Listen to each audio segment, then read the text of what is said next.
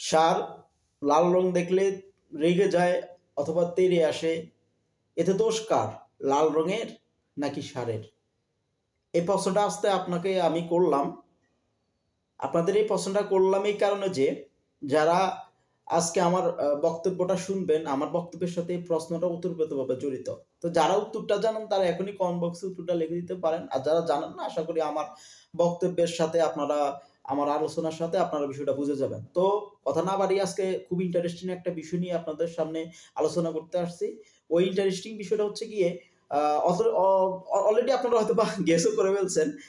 এই বিষয়টা নিয়ে এখন সামাজিক যোগাযোগ মাধ্যমে আপনার খুব আলোচনা সমালোচনা ঝড় উঠছে। ওই বিষয়টা হচ্ছে যে আমাদের পুলিশ বাহিনী, র‍্যাব বাহিনী এবং আনসার বাহিনীর পোশাক নিয়ে যে অনেকেই মন্তব্য করতেছেন যে পোশাক তো আগেই ভালো ছিল, আগেই তো উনাদের খুব সুন্দর লাগছিল, এখন কেন? বিশেষ করে র‍্যাবের পোশাকটা নিয়ে অনেকে খুব মানে তীব্র একটা মন্তব্য অথবা প্রতিক্রিয়া জানাচ্ছে যে না, র‍্যাবের পোশাকটা ভালো হয়নি। তো বিষয়টা কেন? কেন এই বিষয়টা হলো? এই বিষয়টা করার কারণ কি? আসলে এই বিষয়টা করার পিছনে অনেক বড় কারণ রয়েছে। আপনাদের সাথে আমি খোলসা করে খুব শর্ট টাইমের মধ্যে বলে ফেলতেছি। বিষয়টা হলো গিয়ে রাষ্ট্রবিজ্ঞানে একটা আপনার থিওরি আছে। ওটা হচ্ছে সাইকোলজি ভার্সেস পলিটিক্স। আপনার পলিটিক্স এর মাধ্যমে মানুষের মস্তিষ্ককে নিয়ন্ত্রণ করার আ নামই হচ্ছে সাইকোলজিক্যাল ভার্সেস পলিটিক্স। বিষয়টা কিভাবে? আপনাদের আমি বলতেছি। ধরুন পুলিশ যে পোশাক পরতো আগে, ধরুন গাঢ় সবুজ কিংবা নীল যে পোশাকটা পরতো, আপনি একজন দূর থেকে দেখলে ওই পুলিশের চেহারা আপনি আগে দেখতেন না। আপনি পুলিশের পোশাক দেখে আপনার একটা ভিতরে বিরূপ ধারণা নিয়ে আসতেন, পুলিশ ভালো না অথবা পুলিশ খারাপ, এই নানান রকম জিনিস। সেম আবার র‍্যাবের যে কালো পোশাক দিয়ে যে দেখতে খুব ভয়ানক দেখা যাইতো এবং দেখতে তাদেরকে খুব শক্তিশালী দেখা যাইতো। সুশৃঙ্খল দেখা যাইতো। তো আর এই কালো পোশাকটার ভিতরে অনেকের একটা টেনডেন্সি কি ঢুকে গেছে যে র‍্যাব ভালো না, র‍্যাব কসপায়ার করে। এগুলা কিন্তু ঢুকে গেছে। আসলে পোশাক মানুষের যেই প্রতিক্রিয়াটা এটা আসলে মূলত পোশাকের উপরে চলে গেছে। কিভাবে? আপনাদের আমি বলি, ধরুন এই যে আ র‍্যাবের যে কালো পোশাক থেকে এখন যেই নরমাল একটা পোশাক, নরমাল একটা কালার নিয়ে আসছে। এই নরমাল কালারটা থাকার কারণে দেখবেন যে অনেকেই এই র‍্যাবের পোশাকটা দেখার সাথে, সাথে র‍্যাবের উপরে যেই ক্ষোভটা, এই ক্ষোভটা কিন্তু অলরেডি তাদের কমে গেছে। এই পোশাকের কারণে র‍্যাবের প্রতি যে ক্ষোভটা, এই ক্ষোভটা অনেকের চলে গেছে। তারা ভুলেই গেছে র‍্যাবের যেই ইতিহাস। এটা আসলে সাইকোলজিক্যাল ভাবে পলিটিক্স এর মাধ্যমে, রাষ্ট্রীয় পলিসির মাধ্যমে মানুষের মস্তিষ্ককে নিয়ন্ত্রণ করা। তাহলে অনেকে বলতেছে কেন অন্য কোনো কালার দিতে পারলো না? যেটাই হোক অন্য কোনো কালার দিত। দেখেন আপনাদের আমি বিষয়টা বলি। এটাকে বলে ফরেন পলিসি অথবা ইন্টারন্যাশনাল পলিটিক্যাল পলিসি। ওটা হলে গিয়ে আপনারা জানেন অলরেডি র‍্যাব একটা স্যাংশন খেয়ে আছে আ আমেরিকার মাধ্যমে অথবা আন্তর্জাতিক মহল থেকে, এবং পুলিশেরও অনেক সদস্যবৃন্দ স্যাংশন খেয়ে আছে। এখন যদি সরকার এই আন্তর্জাতিকভাবে এই নিষেধাজ্ঞা না তুলে, এই মানে প্রস্তুতি নেয়, এতে করে সরকার আন্তর্জাতিকভাবে প্রশ্নবিদ্ধ হয়ে যাবে। তাহলে কি করা উচিত সরকারের প্রথমে? সরকারের প্রথমে উচিত যে এই পোশাক আ চেঞ্জের মাধ্যমে অথবা যেকোনো কাঠামো চেঞ্জের মাধ্যমে আগে এই বাহিনীদেরকে জনকল্যাণমুখী করা এবং জনগণের জনপ্রিয় একটি কিছু বাহিনী হিসেবে গড়ে তোলা।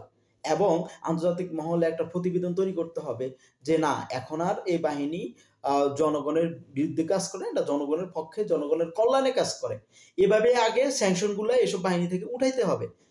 কারণ এরা তো বাহিনী, এরা সশস্ত্র প্রশিক্ষিত বাহিনী। এদেরকে তো সরকার বাদ দিতে পারে না। এই কারণে একটা সিস্টেম করে এদেরকে আগে বৈধতা, আন্তর্জাতিকভাবে বৈধতা দিতে হবে। আশা করি বিষয়টা ক্লিয়ার বুঝতে পারছেন। তো এখন আসেন যে আমি বলতেছে যে কেন ওদের পোশাক আরেকটু হাইলাইটেড দেখেন। হাইলাইটেড বলতে আপনারা যে পোশাকগুলা দেখতেছেন, এই যে আলোচনা সমালোচনা ঝড় উঠলো, আপনারা র‍্যাবকে বলতেছেন যে কি ইনোসেন্ট লাগতেছে। আসলে এই ইনোসেন্টের জন্যই সরকার এই কাজটা করছে। আরেকটা বিষয় হচ্ছে যে একটা বাহিনীকে সংস্কার করার পূর্বে অবশ্যই তার পোশাক দিয়ে শুরু করতে হয়। হোক সে বাহিনী, হোক সে একটা শিক্ষা প্রতিষ্ঠানের স্টুডেন্ট, হোক সে একটা মাদ্রাসার স্টুডেন্ট, হোক সে যেকোনো একটা প্রাতিষ্ঠানিক লোক, এদেরকে সবার আগে ফলো করতে হয় পোশাক পরিচ্ছদ। আশা করি বুঝতে পারছেন যে কেন এই বাহিনীদেরকে আগে পোশাক দিয়ে পরিবর্তন শুরু করছে। মনে রাখবেন যে ওরা এমন প্রশিক্ষিত বাহিনী যারা দিন-রাত পরিশ্রম করে আমাদের নাগরিকদের নিরাপত্তা দেওয়ার জন্য। যারা ঘুমায় না আমাদের নিরাপদ ঘুমের জন্য। এটা আপনাদের মাথায় রাখতে হবে। সুতরাং মন মানসিকতা তখন চেঞ্জ হবে ওই আইন শৃঙ্খলা বাহিনীর যখন জনগণ তাদের প্রতি বিরূপ ধারণা পোষণ করা বন্ধ করবে। আগে জনগণের মন মানসিকতা ঠিক করতে হবে, তারপর দেখবেন যে বাহিনীদের মন মানসিকতা ঠিক হয়ে গেছে। অনেকে বলবে না আপনার কথার মতো একমত পোষণ করি না। আগে আইন শৃঙ্খলা বাহিনীর মন মানসিকতা চেঞ্জ হলে জনগণের মন মানসিকতা চেঞ্জ হয়ে যাবে। হ্যাঁ, হতে পারে। তাহলে কিভাবে? যখন একটা জনগণ, একটা নাগরিক, একটা সামরিক অথবা যে নিরাপত্তা বাহিনীদের প্রতি সহানুভূতিশীল আচরণ প্রদর্শন করবে, তাদেরকে ভালো চোখে দেখবে, স্বাভাবিকভাবে ওরাও জনগণের সহযোগিতা করবে। এতে করে আমার মনে হয় যে সরকার যে কাজটা করছে অত্যন্ত ভালো এবং যুগোপযোগী কাজ করছে। আমরা জনগণের পক্ষ থেকে এবং নাগরিকদের পক্ষ থেকে সরকারকে অসংখ্য ধন্যবাদ জানাচ্ছি এবং সরকারের শুভকামনা পোষণ করে এবং মহান আল্লাহ তাআলার কাছে সরকারকে দোয়া করে আমরা আজকের এই ভিডিও শেষ করলাম। এখন বুঝতে পারছেন যারা যে আশা করি আপনারা বুঝতে পারছেন লাল রং আর ষাঁড়ের মধ্যে আসলে দোষটা কার? দোষটা আসলে কারোই না। বুঝতে পারছেন? দোষটা হচ্ছে ওই ষাঁড়ের অভ্যাসের। যে ষাঁড় আসলে লাল রং পছন্দ করে না এই ষাঁড়টা। তো পছন্দ না করাটা তো এটা কোনো অন্যায় না। একটা প্রাণী হিসেবে এটা পছন্দ থাকতেই পারে। সুতরাং এটা প্রাকৃতিক নিয়ম। দোষ কাউকে দেওয়া যাবে না। আশা করি বিষয়টা বুঝতে পারছেন। আসসালামু আলাইকুম।